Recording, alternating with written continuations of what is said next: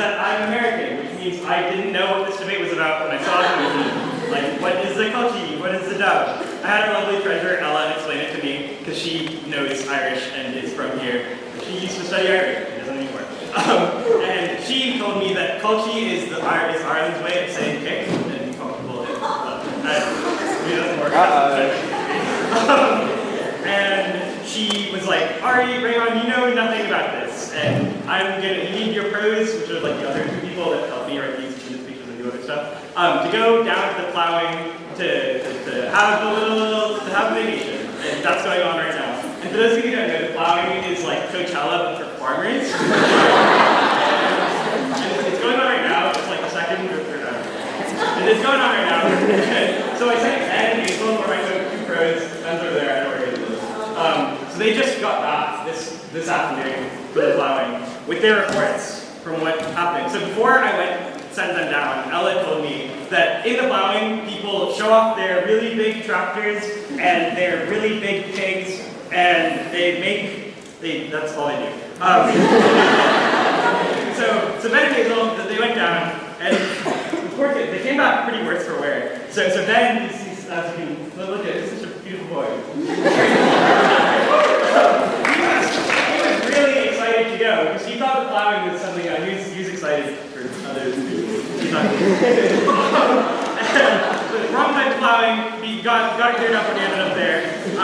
But I got a call from Ben this morning, and on the call, Ben was he sounded really distraught. He was sent to jail, because on his way back from the plowing, he was in a carpool and he was being driven by a 12-year-old, and they got pulled over. The 12-year-old got pulled over for drunk driving around and around. And then the thing that actually got him thrown in jail, though, wasn't that he was, being driven by the 12-year-old, was that the police officer in leash saw him wearing his Black Rock Ruggers ring. And that apparently gets you in trouble. But fortunately, his family trust got him out. We have him back. He's back to the and, well, Hazel also went, I don't know where she is, but she's back, I hope. So she had a very different story. So she went down to the plowing, and she got roped into a show called Love in the Country, and it also is called Farmer Wants a Wife, which I hear is a reality TV show where farmers like speed date 20 people, and they pick their 4 favorite people to live with them in their farm and do farm work, and they pick their favorite one to be their wife.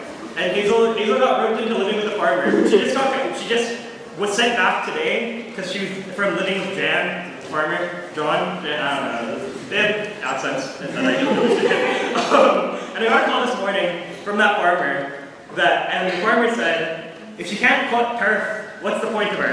That's my version. But she said she didn't cut turf, but she's back with us. Yeah, hope you like the debate.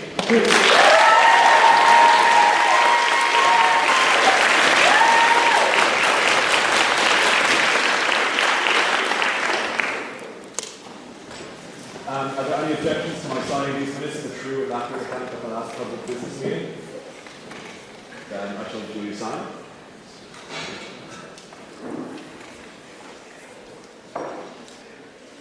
I should now like to call upon the auditor to introduce the standing orders for this evening. Okay, so this is chamber debate. Audience participation is encouraged. So the speakers have 7 minutes to make their speeches. The first and last minute protect time, but in between that, you can offer POIs if you're brave enough. So do that. If you have any comments on their speech, you say POI and they can choose to accept, or if they don't want to, you can just decline all your POIs. But in between that, it's only for POIs. If you want to express dissatisfaction with the speech, you can shout shame. And if you want to express the other opposite, you can shout hear, hear, or slay, or whatever you want. And you can generally shout things, but not too rowdy. But yeah, okay, without further ado. The question for the House this evening is, this House is bound to be culty than a dog, and I should now like to call for the first speaker to close the motion to the House. Very quickly.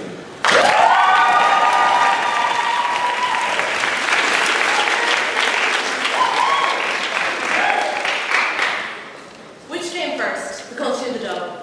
Long before 2 the gold cards, point rows, and best boys who break your heart and sleep with your best friend. But never can't talk about that. There were tractors, there was silage, and there were spuds, at least some of the time. And God, what a time that was. Who ran the world? And yet now, we're ignored, treated like Egypt, the boggers leeching off the government bill subsidies. So poor James Ryan hypnotizes you with his elegant storytelling. Jobs are just misunderstood, or who cares about the dumper switching, as long as they're on tours and new trails. Let me firstly explain what it is to be a Culchie, and why you should want to be one. Number 1. To be a Culchie is to come from a place with only a church, a primary school, a GAA pitch, and a pub, preferably all in one, because sure, what else do you need? Number 2, Mass on Sundays. A bonus point if you're a good Catholic altar girl like me, insert Catholic church joke of your choice here. To have a weird fetish for Marty Morrison or Daniel O'Donnell, who've been creating unattainable beauty standards since 1950. Your favourite type of social media is RIP.ie. Website that lets you track death notices in your area. And I kid you not, it's one of the most popular websites in all of Ireland, with 60 million page views per month. We know when your granny died. We knew before you did. Number 5, you grew up with 450 pints. Need I say more? I love the international students, but I hate to break it to you, I really do. Going to Hope and having fish and chips does not mean you've been to Culchie Island. Please, for the love of God, get out of the Temple Bar. You deserve better than some American fresh off the boat who's deep-throating a mic while singing Wonderwall for Go to Sligo, go to Tip, go to Wexford! Yeah, they'll still be singing Wonderwall, but at least you can drown your sorrows in a rum and coke you don't need a mortgage for. Number 6, the ploughing. Lads, I'm missing the ploughing to be here. The ploughing, the land of free Aldi bucket hats, lads with enough yard frontage to start a small country, and riding. Riding tractors, that is. I know what you're thinking, sounds a lot like the Freshers' Fair, and it's true. You could visit the cow that turned into your free Bobo's burger this evening. Last time I was at the ploughing, I managed to run a free ticket. I'd met a lad on the way up who said, he got an extra one off his feed man, will give it to me for a shift. Now I'm a lady, so I'm not going to say much more than that. But when he gave me the ticket, he said, it's actually a kid's one, but sure, I'll be grand. Sure, just cover those yolks up and you'll get in no bother. Now, since it's Freshers Week, I thought I'd put myself back in the mind of my fresher self before I was gentrified by Trinity, started wearing Doc Martens and thrifted a black leather jacket. Back when I thought Sprout was something France did and workmen's wore Snickers, not harnesses. It was September 2022, to set the scene. The Queen had just died, and the British were trying to break the world record with an August cube. Tom, you should write that down. To give you an idea how Culchie I was, the day before I started college, I went to a Garth Brooks concert. I kid you not, my first afternoon in the Big Smoke, I was there at O'Connell Street McDonald's with my freshly purchased cowboy hat, trying to order a wrap of the day, quench my minor gambling addiction by trying to get a free ice cream with the Monopoly promotion. When I hear the threatening whisper in my ear, buy me a burger or else. Now, thank God, not only am I a Culchie, but a broke college student, so I heard declined. The woman, wearing the all-Nike tech fleece, walked away. But I learned a lot from that experience. Firstly, don't go to the O'Connell Street McDonald's, especially in costume, unless it's 3 a.m. inside the Grand Social. 2, Culchies are so much better than dubs, because at least when I get verbally harassed by Culchies, you at least get a free piling ticket out of it. Now, dubs will tell you that they're the backbone of Ireland.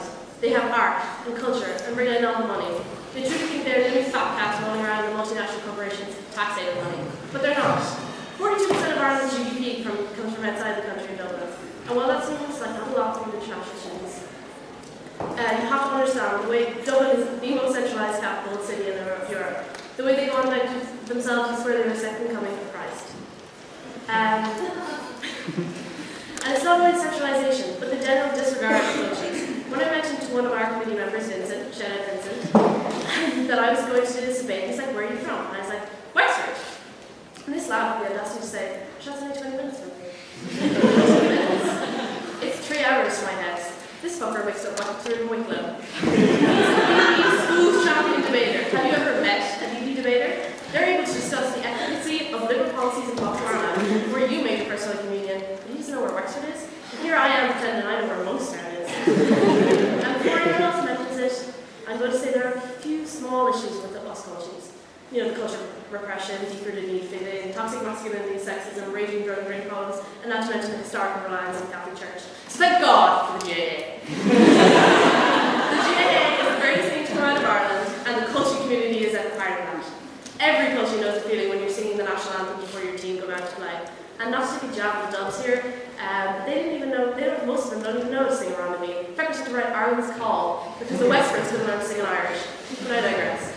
You're singing, watching your county players stand like brave soldiers about to go into battle, as if they didn't get off with a bunch of freshers and coppers the week before. You're out your under-6s Kobe match before you realised maybe debating is more of your thing. Culchie is about community. It's about being there for one another. In life, and on a really addictive Death Notice website. And that's not all. That's why I'm not only proud to call myself Culchie, I'm proud to call myself a Trinner Culchie. Lock bar, dark in the mood.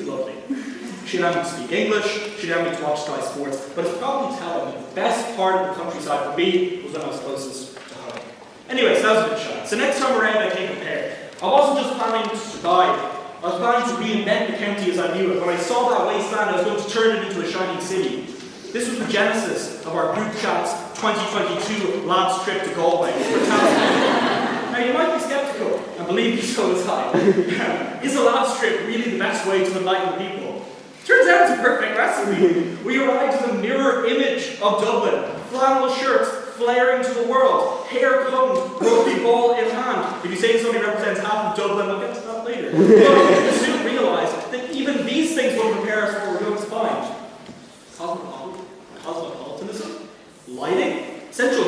buildings, breweries, pubs, restaurants. To be honest, Galway kind of felt like home. But as we ventured deeper, it started to feel a little bit more like Temple Barville. You know what I mean? Temple Bar, where exorbitant prices are justified by decor that's just a little bit too Irish. Like the bar that's named McPaddy's and they have shamrocks hanging from the ceiling. But only once you venture in do you realise they're playing American Pie and they're whooping and hollering to the USA anthem. When I'm saying Galway was fake county, it was fake Culchie. And that's the other issue with Culchies. So many people claim to be Culchies, but they're not willing to put in the hard yards to live that lifestyle. To wake up early to till the fields, to sleep in a Monaghan jersey, drenched in tears after match day.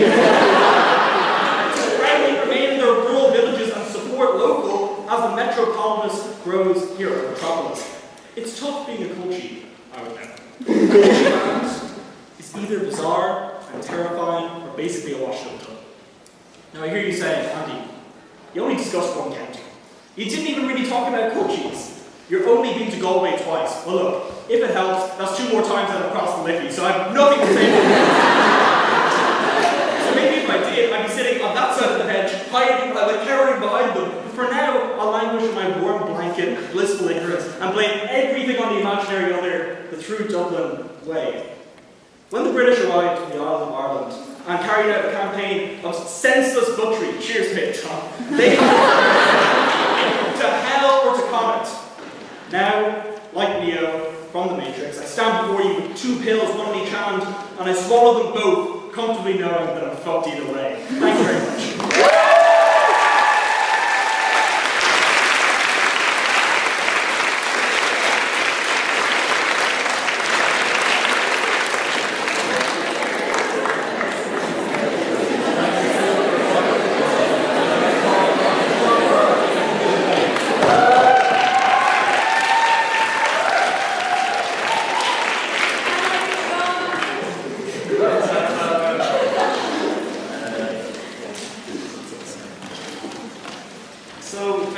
Over the past few days, I've had a lot of people give me cautionary advice about my speech at this debate today.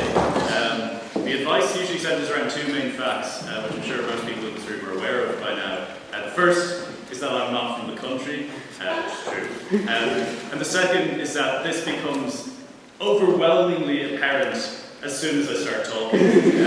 Now, while I don't know about the second one, it may explain why the idea of me speaking on composition tonight appears, as one concerned Hist member put it, a bit like Oliver Cromwell speaking at the ploughing champion. Needless to say, I find myself in a tricky situation. On one hand, every person I've talked to has told me that this is a bad idea. But on the other hand, I still want people to give me attention. So I did what I always do in dilemmas like this. I stuck to my lifelong motto, WWCD. What would Cromwell do? Suddenly, the path became clear. All I had to do was ignore the people, invent a problem that doesn't exist, and insert myself into a place where I didn't belong. So I'll answer the question you're all wondering. Why have I chosen to speak on side proposition tonight? Well, for reason number 1, I entreat you to simply look at the opposition bench. You've recently heard from Andy Cullinan. You might not know this about him, although you probably do, because he tells everyone. He's actually a world-class debater. He won the world's debating champion.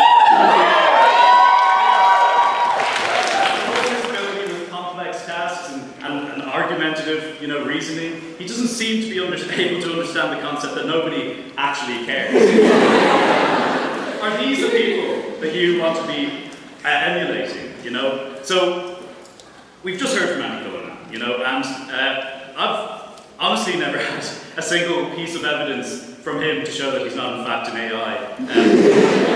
Talking to Andy is a very interesting experience. It's a bit like having a conversation with ChatGPT, but only if ChatGPT was trained on a very niche collection of Wikipedia articles, namely competitive debating history, Leinster rugby stats, and a beginner's guide to making eye contact at just a little bit. Speaking of AI, I'd like to move on to our guest speaker tonight, Rachel Galvin. Rachel is a social media influencer, which means that when our AI overloads do take over, she will be among the first slices of human fat to be trimmed on our site. Very friendly in this committee beforehand, but in fairness, Rachel Galvin is a bit like a blend between a South Dublin girl from Mount Anvil and another South Dublin girl. She got famous off TikTok, so don't expect to be entertained by her for any more than around 30 seconds.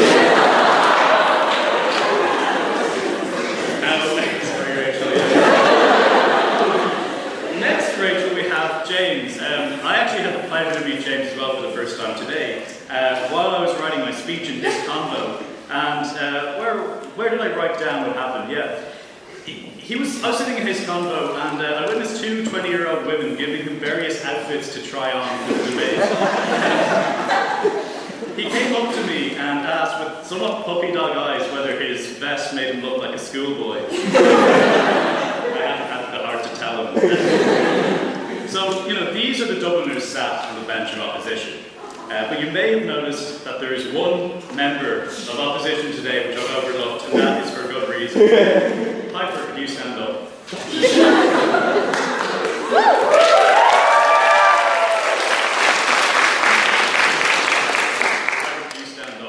Oh, sorry. But she actually is standing, she's pretty short. Now, I thought I was out of place at this debate, but then I found out that Piper was speaking today. Piper is our resident ankle-biting pipsqueak who hails all the way from California, which is known as the chum bucket of the United States. Although Piper may seem unprepared to speak about this topic, she's actually been training for this debate ever since her first year in PPES by constantly raising her hand in lectures and interjecting with a pointless observation about the American inside of all of this. I think I speak for nobody when I say we're all really looking forward to hearing more. So I ask you all, when you step back and look at this bench of doves and Piper, would you really rather be like them? Beyond just avoiding ending up as this sad, motley crew, think of the quality of life that you could have as a Culchie. You see, I may be a dove, but for a long time I've longed to be a Culchie. And so in the lead up to this debate, I decided to embark on a journey, a rural pilgrimage, if you will, to achieve enlightenment and follow the way of the Culchie. The first step on my journey, as could be expected, was a place which is near and dear to all our hearts, one of the 8 Culchie wonders of the world, the Croke Park urinal trough. There I met a man who would lead me to my salvation, fix what was inherently wrong with me as a dove. He stood next to me, shoulder to shoulder, pissing on a metal monolith, a piece of engineering comparable to the Roman aqueducts, and he turned to me, jeans sagged, genitalia in hand, and told me there was no avoiding it. If I wanted to be a Culchie, I would have to drink a carton of milk straight. Nice talk, I can finish, Tom. And it is my shame to admit to you today, Chamber, that I backed down. I failed to transition to Culchie, and I felt like a loser, a nobody, a dove. I told my protege that I couldn't possibly drink a litre of milk straight from the carton.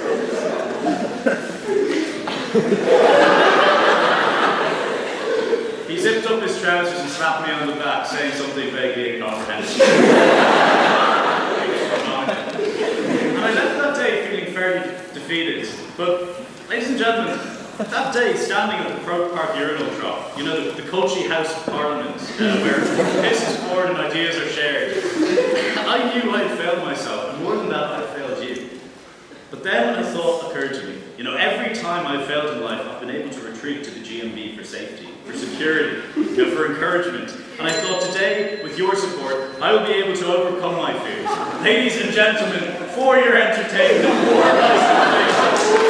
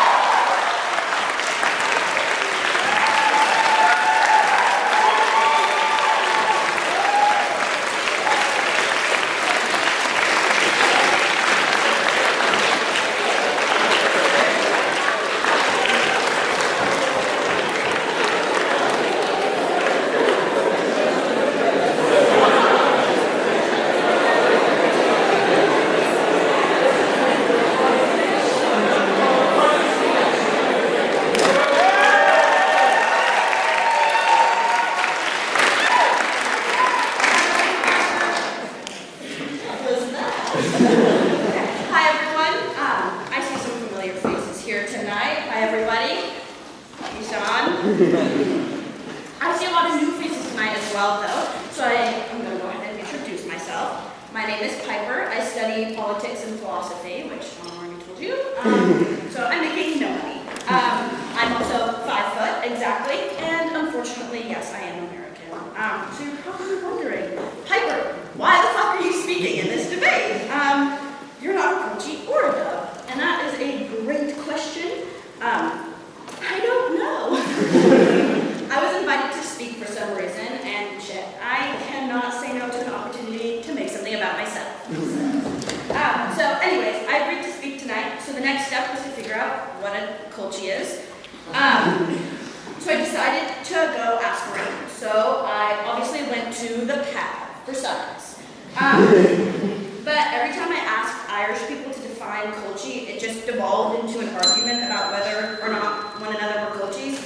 This wasn't very helpful, though. The debate is Culchie versus Dub, which means that everyone who is not from Dublin is a Culchie, according to the Hist. Nice one, Adam. But at this point, I still didn't know what a Culchie really was, so I kept questioning people, and therefore stayed at the pad longer and kept drinking. I felt kind of like an investigative journalist, sitting in the corner taking notes while some guy from Dublin told a girl from Donegal that Dublin is the only real city in Ireland, and so everybody else is a Culchie, and that she probably lives in a mud hut and eats mud. It's a real conversation I had last night. But that's about all I got from my investigation before I got totally wasted. I did find in my notes this morning, though, and I don't remember writing this, note to self, don't worry about offending Culchies, they're all going to be at the piling convention. But anyways, you know, the whole mud thing reminded me of my upbringing. I'm from Northern California, specifically Sonoma County, well known for our abundance of cows. We actually have this thing called the Sonoma aroma, which is just a fun way of saying it smells like shit most of the time. On top of this, I went to a Waldorf school, which is a hippie school where you're not allowed to watch television, and they don't teach you how to read. I know how to read now, but that's rare where I'm from, so I guess you could say I'm the California equivalent of a Culchie. But I don't know if any of you have been keeping up with the news, but apparently immigrants are eating our pets, and they're aborting babies after birth, so I had to get out of the States. Then I somehow ended up at Trinity in my craze of fleeing, I'm not really sure how. But moving from Culchie Cali to Dub was great. Yes, I replaced the smell of cow shit with the smell of human piss, but I was a city girl finally. I could suddenly walk to the store, go to art galleries and festivals and theaters, and there's thousands of people in my school instead of like 30. I learned about notions, which for my fellow international students was described to me as what Culchies call dreams to make you feel ashamed of having.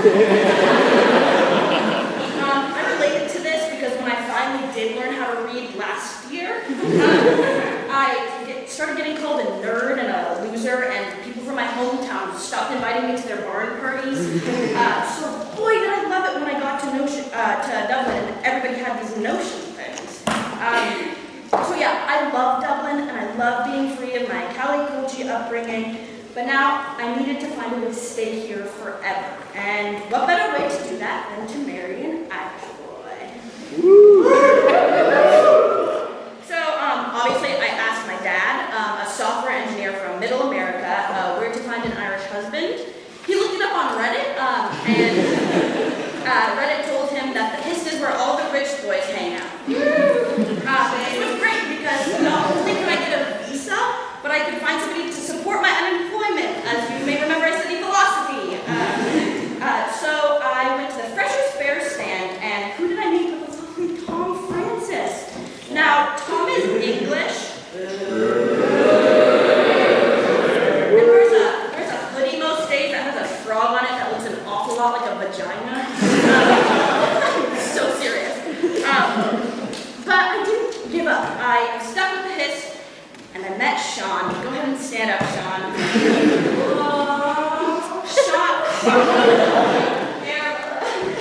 Sean here's the epitome of a South Dublin boy. He went to Blackrock. He has a shitty attempt at a mullet. He drives a Prius. He has a motor, a second home. He hates himself. As you can tell from his speech, he's on Culchie's side. But the one thing that he doesn't have is a wife. Now, I'm willing to change that. Even after all the things you said about me tonight, and about the time when you told everyone that I was a wench who ruined your life, and the other time when you told me that I looked like someone who would never get married. Sean, from the moment I met you, I knew, I don't know. What I love about you is, John, Sean, please? I don't know about the whole I do thing, but I know that you'll do. What do you say? Make me a dub. Will you marry me? Does that mean we have to do it? No. No, I just need a visa. Deal? Piper and Sean are about to get married on the 6th of January, 2025, under the Campanile. They honeymooned in Portugal, where Sean was kidnapped. And asked to pay ransom. Piper refused. Sean died, never having known the touch of a woman's lips. As they consummated their marriage with a fist bump. Go opposition, and you two can have a South Dublin husband.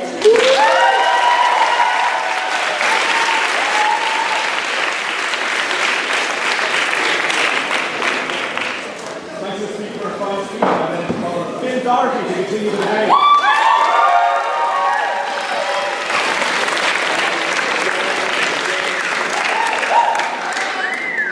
Thank you. Good evening. My name is Finn Doherty, and as you can probably tell by my mullet, my questionable fashion choices, and my hand-scrawled notes, I'm a Culchie. And over the course of this debate, I'm going to try and show you why Culchies are in every way superior to Dubs, and more humble too. And I'm going to demonstrate using 3 key points, one of which Piper's already kind of stolen, so stealing my material. We're more open-minded, our accents are just better, and we aren't full of notions like the Dubs. So, before continuing, I think it's important to address the frankly discriminatory nature of this debate's motion, because there are important subtleties to the term Culchie that are just completely ignored by the selective hearing of the Dub. The Dub lumps, towny, agri distinction, totally lost in the Dub. They're happy to lump the Roscommon farmer with the Limerick city kid under the term Culchie, even though the Limerick man is much less likely to be assaulted by a sheep. Now, I was going to make an easy stabbing joke there about Limerick, but you know what? I thought tonight, we're all in this against Dublin, even Limerick people. And this is to illustrate my point that the Dub is simply too self-absorbed. They're the Americans of Ireland, Shame! You're here! They only travel outside the M50 to visit their Galway summer home, rainy holiday. And to the Dub, there's everything a human could want in this fair city. There's pubs, clubs, jobs, home. Oh no, not homes. We got light pollution and an airport to get out of the tip. So why would you ever want to leave? Why would you ever want to see any rest of Ireland? And so much like the Americans, the Dub just misses out on all the culture our little island has to offer. The closed-minded Dub, where you would never experience, the thrill of your best mate drunkenly driving you home, going 120 at above read. Never feel the rush of meeting someone who's more than 2 parishes over. They never feel that sweet aroma of manure freshly spread. Culture would never be so close-minded. Even as a child in the back arse of Boyle, County Roscommon, I knew there was something else beyond the damp and the dreary drizzle. And we even actually went to Dublin, nor did I, in 6th class, for a school trip where a bird shot at my head and a seagull shot at my head. Swore revenge. But still, I came back. And I'm here now studying. And that just goes to show the Culchie is open-minded. We're open-minded and we're always looking to explore new and interesting places. Yet I doubt anyone could name a single Dub who's moved to Boyle to study. point proved. Doesn't matter if you go to university or college. Relevant. So on to my second point. The accents. I obviously, I'll keep this brief. Like, I don't even think there's an argument here. The evidence is just so overwhelmingly in our favour. We've just got so much diversity in Culchie South. We have like that Kerry twang, that Limerick rasp, the Donegal drawl, you know, the Midlands sound, and then the dub. He's got two pitiful contenders we have from dubs. One of them makes me kind of scared. The other one makes me want to throw up on my mouth. So, case closed. Another victory for Team Culchie. So this was already touched on by Piper. Notions. So I think you explained it fairly well for Yank, but we'll go over it. It's essentially like if someone thinks they're better than you. So like an example would be like, do you see your wand walking around there, such and such with their new coat? Notions. So a dub might like encourage you to wear your nice clothes around the place, but that would never happen. Generally. Instead, our first instinct is to calmly and gently bring you back down to earth when your head gets too big. You got a new car? Depreciation. Oh, you're carrying out the year for insurance and that. Oh, you won the lotto? Oh, geez, better enjoy it with a loss. Most people go bankrupt after 5 years winning the lotto. And, you know, to the dub, they might find this rude. But actually, the last time the country took up the keeping up with the Joneses mindset of Fox Rock, we all bought 2 houses we couldn't afford, and the economy went down the drain. So, really, I've lost myself. Yeah.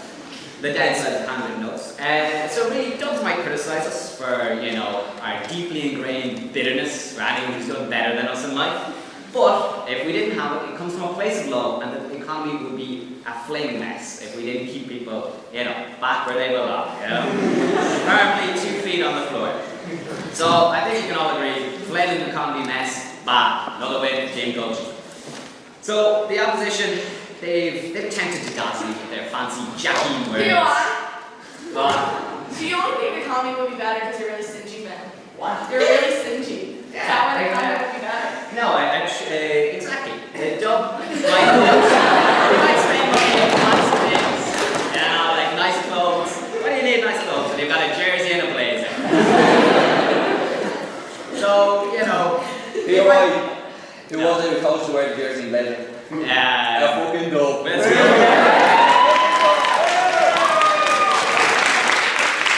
So, as I said, the dub might make frivolous points. You know, having basic amenities, educational and career opportunities, general convenience, standard of living. But at the end of the day, do you really need these things? You know? It's life. It's not all about having a crack, Mitzi turbos and gold frontage, you know? And so, as the saying goes, you can take the man out of Roscommon. I messed it up. You can take the Roscommon man out of the bog, but you can't take the bog out of the Roscommon. And this of course means that even if I'm forced to spend the rest of my life in this wretched city, I'll still be a Culchie at heart. And I think this is a general positive thing, because we prove beyond a doubt that the Culchie is just a better way of life. And the dubs, they can take solace in the fact that despite our little differences, you know, at least we're not Americans. For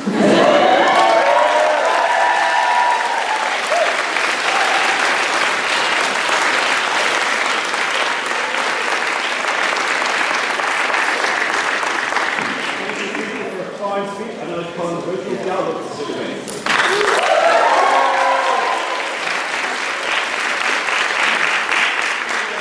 Is everybody still awake? First of all, I want to say a huge thank you for inviting me here this evening. It's so lovely to be invited back to Trinity to speak on a cause I'm so passionate about, people from Dublin. Very quickly though, Sean, no one takes the piss out of me publicly without getting some stick back. I could spend some time taking the piss out of you publicly, but your haircut is already doing that. I would love to invite you to one of my shows on my UK and Ireland tour to ensure you that I can't keep people entertained for longer than 30 seconds, but all 4,000 tickets are sold out.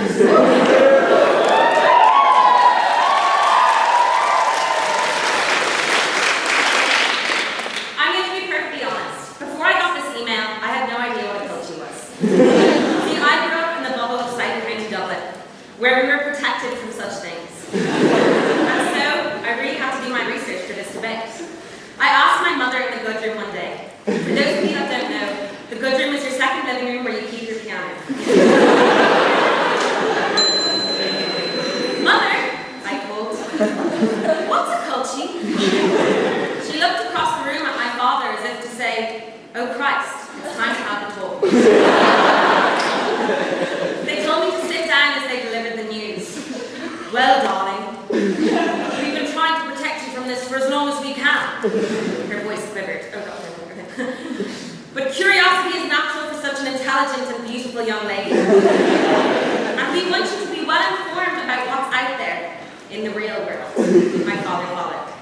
A culchie, they said together, is what we call people who come from the countryside. What's the countryside? I asked worryingly, sensing the fear in their voices. Well, darling, this may come as a shock, but not everyone from Ireland comes from Dublin. There are actually other counties. I was gobsmacked. I knew that in order to properly be informed on this culture population, I would have to travel into the wilderness itself. My first problem was I didn't even know how to get there. Do I just keep driving away from the city lights? My father says, you'll know you've reached it when you're surrounded by shit, and everybody's wearing GAA tops and canton tracksuits. So my first stop was UCD.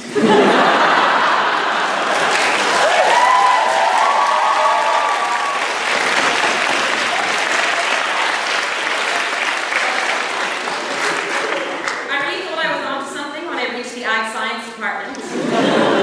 But they told me to fuck off and keep driving. So I did. I drove for 48 hours through the Irish countryside, exploring towns and fields and speaking with the inhabitants. There were also some humans. I learned a lot of things about the countryside in those 2 days. What really stood out to me, though, was the amount of inbred children.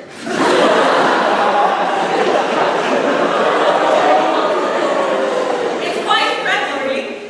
But I guess when there are only 10 inhabitants per kilometre square, the chances of shagging your brother are very high. I took to the Google to find out more about this horrific problem. I typed in incest in the Irish countryside, and I was met with multiple discussion forums on culchies asking about how they can get away with it. I don't have time to list off the side effects of incest, so you can just look up my ex on Instagram. Not only are the children inbred, but it is frowned upon to have any less than 10. This leads to abysmal living conditions for infant culchies, who are forced to share knickers and underwear with their 9 other siblings. I quickly discovered that there are only 2 career paths for culchies. A, to work on a farm, or B, to escape to Australia and work on a farm there. Perhaps this is due to the lack of education. Apparently there are third-level institutions in the countryside, but I promise you, in all my time spent in metropolitan cities such as London and New York, I can assure you, no one has ever turned to me and told me it is their dream to attend Limerick IT. They have, however, talked about their love of Trinity College, the famous Dublin-based university. You may say that's only because of normal people, which brings me to my next point, Paul Mescal. Arguably Ireland's poster boy, he's from Dublin. Well, actually, he's from Kildare, but that's just where Dubliners of horses live. What happens when the culchies graduate with their shit-shoveling degree? You guessed it, I thought this was a roast.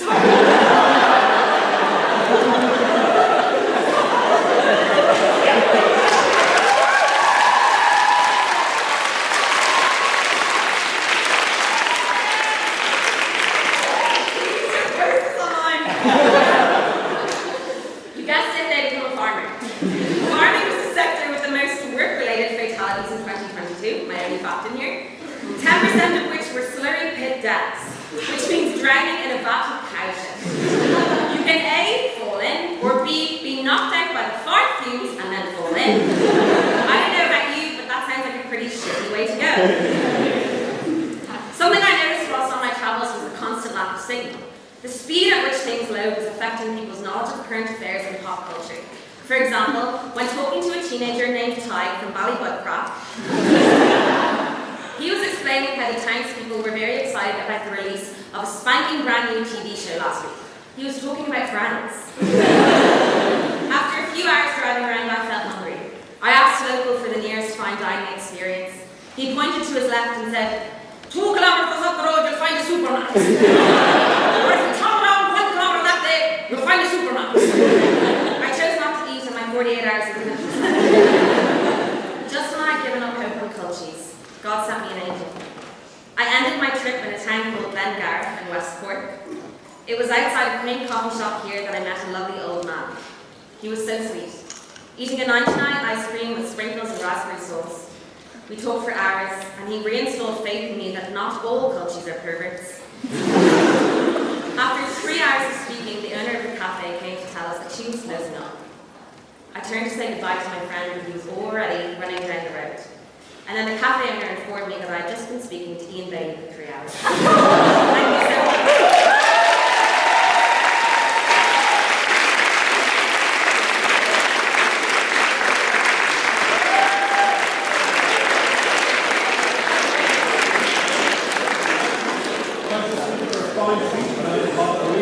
Continue the debate.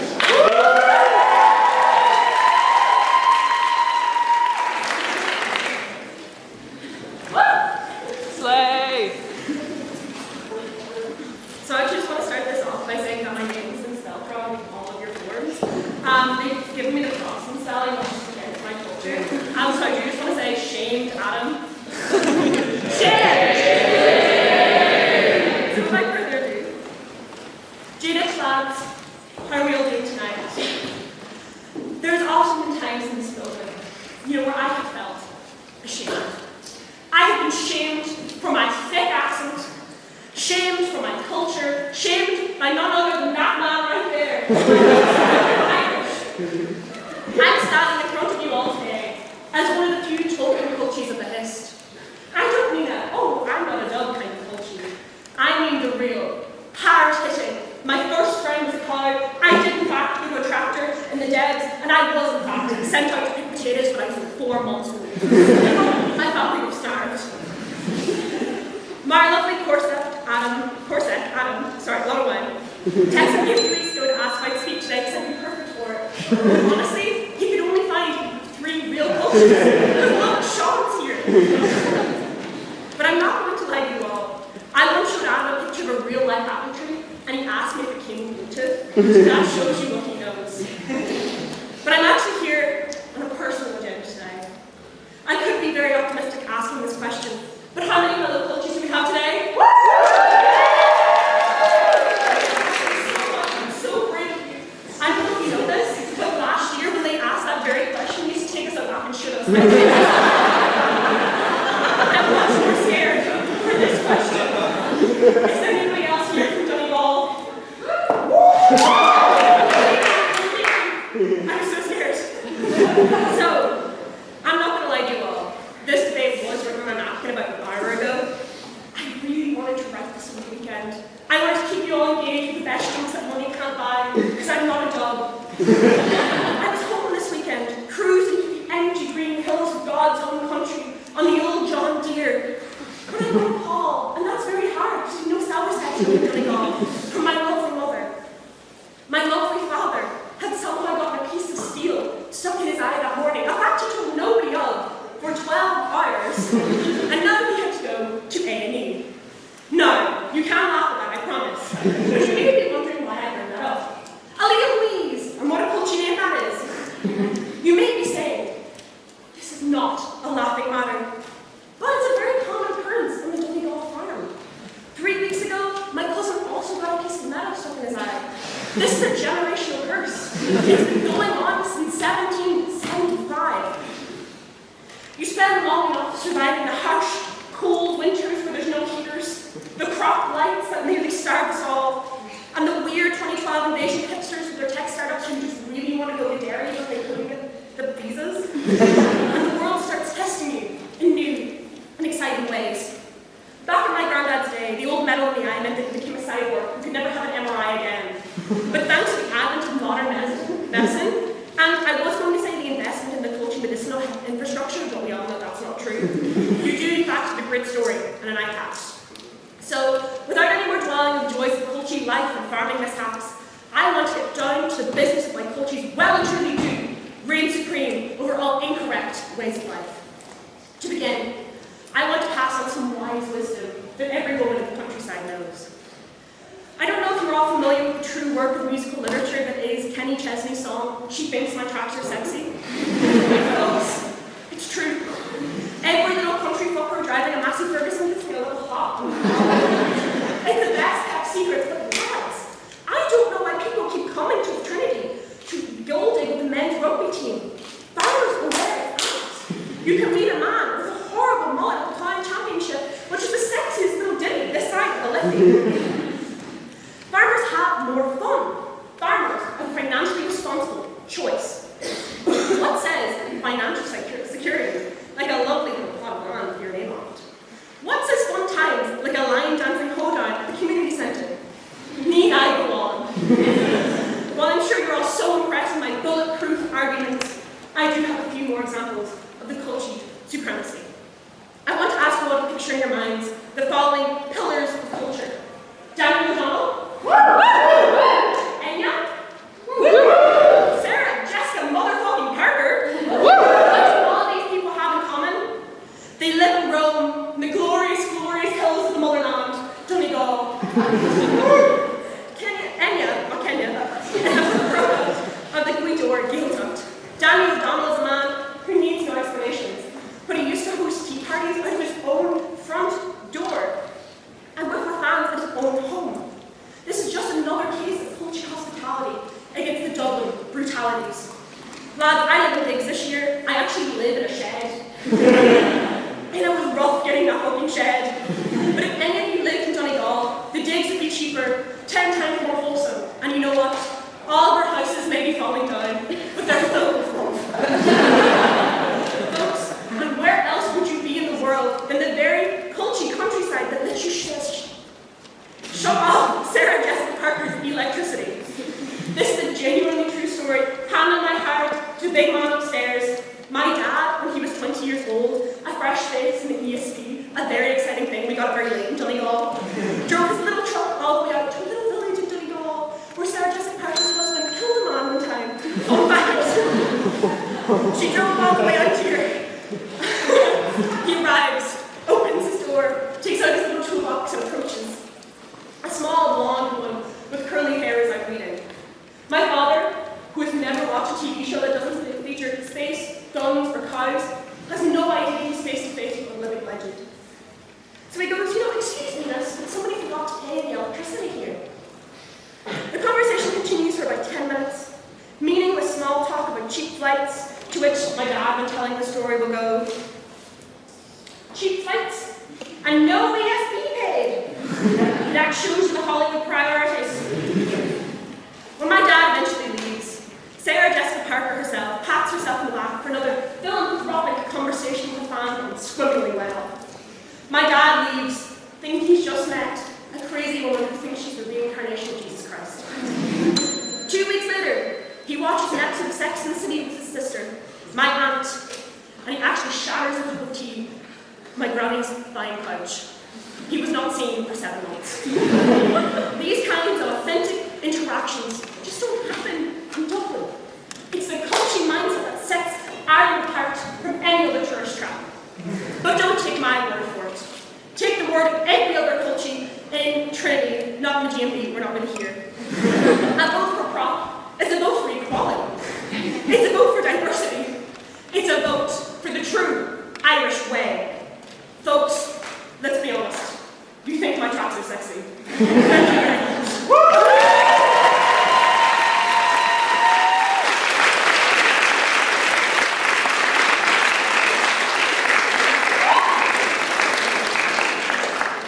Thanks to the speaker for a fine speech. I now call on James Ryan to conclude the debate.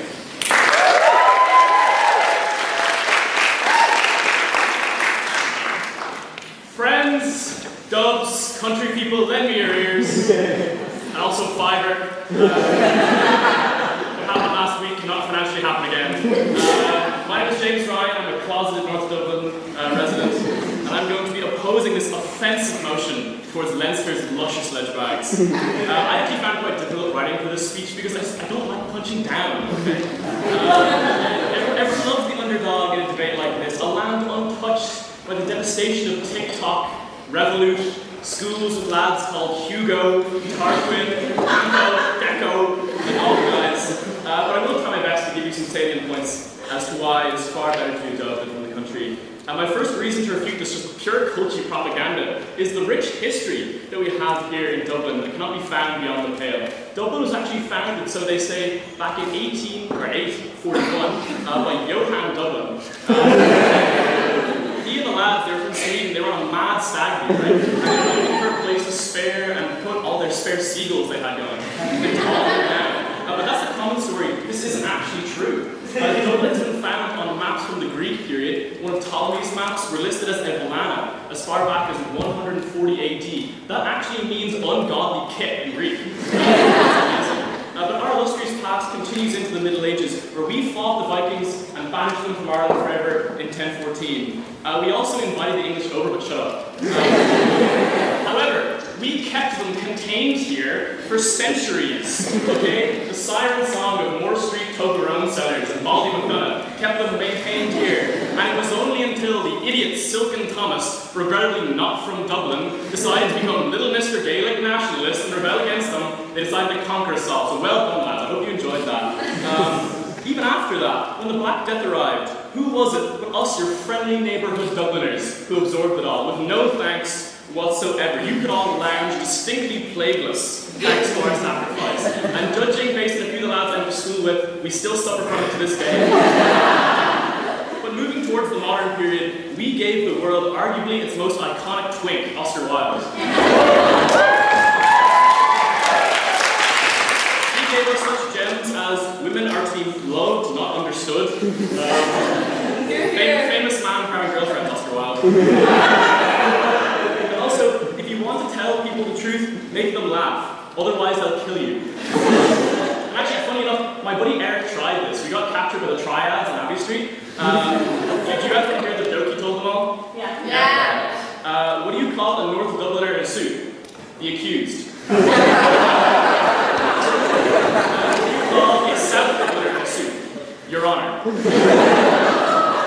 Needless to say, we now talk about Eric in the past tense. James Joyce was another one of Dublin's favourite sons. Several works like Ulysses, Finnegan's Wake have left an indelible mark on the English language. We gave you the words botchup, quark, and of course the phrase live, laugh, love. That's actually true. Finnegan's Wake, page 147, you Philistines. They lived, they laughed, they loved, and they left. Which is coincidentally what all Culchies do and come here. We've left our mark on the music world as well, through bands like Versatile and Fontaine's DC. Fun fact, these bands are actually listened to by the same people, just in different stages of their sexual awakening. All I'm saying is, we've packed enough history into the pail for the rest of you combined. The thing is, you don't know the real Dublin. And that brings me to my next point. All you're doing in this debate is attacking a partially true, okay, very true, stereotype. In the advertisement for this debate, Dubliners were portrayed as the type of fellas to bleed blue and white for the brolage.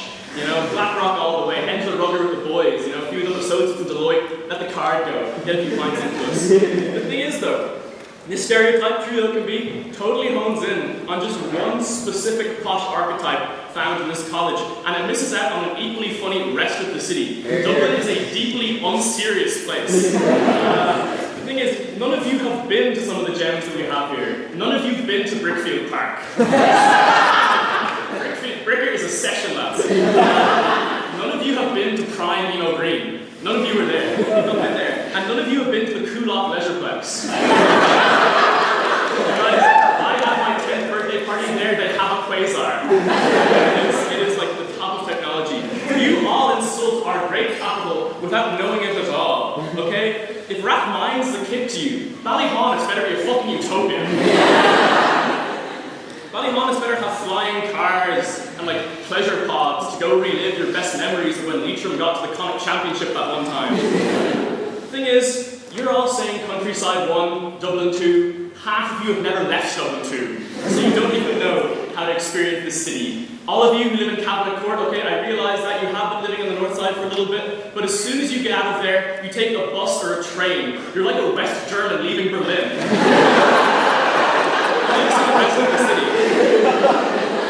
You don't truly know us, so how can you ever place yourselves above us? To paraphrase my favourite philosopher Lil Wayne, you don't know us. Okay? And you inhumane fate angered us, insult our accent, you can even urinate in our precious alleyways if you like, but you cannot hide from the inconvenient truth. You need us. We are inevitable. If Stony Batter didn't exist, where would all of your alt kids go after their NCAD degrees? If DCU didn't exist, where would all the worst people you've ever met go?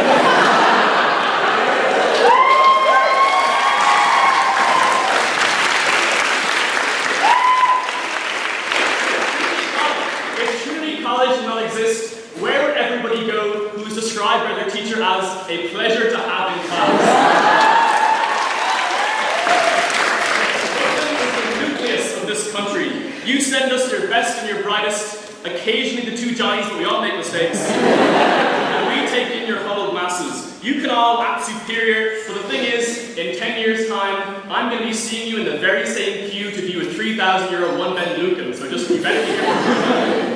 Fine. And you can revolt against your ruler, you can rattle the bars of your gilded cage, or you can learn to love it, as I have. I've embraced my cruel mistress. When my train gets delayed by 2 hours because the dart drivers are having a barbecue, I merely laugh. Dublin, you cannot defeat me. And the thing is, the counties, the districts, they supply Dublin like blood to a heart. You provide us food, primary school teachers, people to get within coppers. Those last two are often the same. In exchange to you, we provide you order, security, management consultants. In the past, we have allowed your insolence to fester, giving you all a common goal to drown out the whir of your combine harvesters and your strange-sounding donk music. But this can no longer stand. I instead propose a form of retribution to remind you all of the status quo. 2 children from each district are will be selected for a yearly Clitopterus or Hunger Games.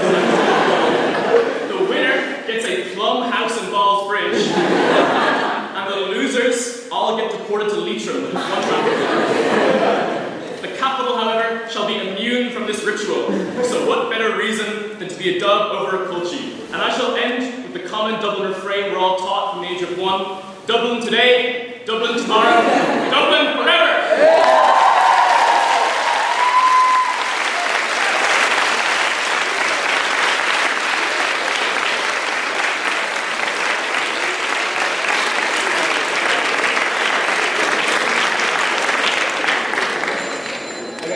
So I'll now put the question to the House, and all those in favour shout aye when I say shout aye, and then all those against shout nay. So on the motion, this House would rather be a Culchie than a dub. Those in favour shout aye. Aye.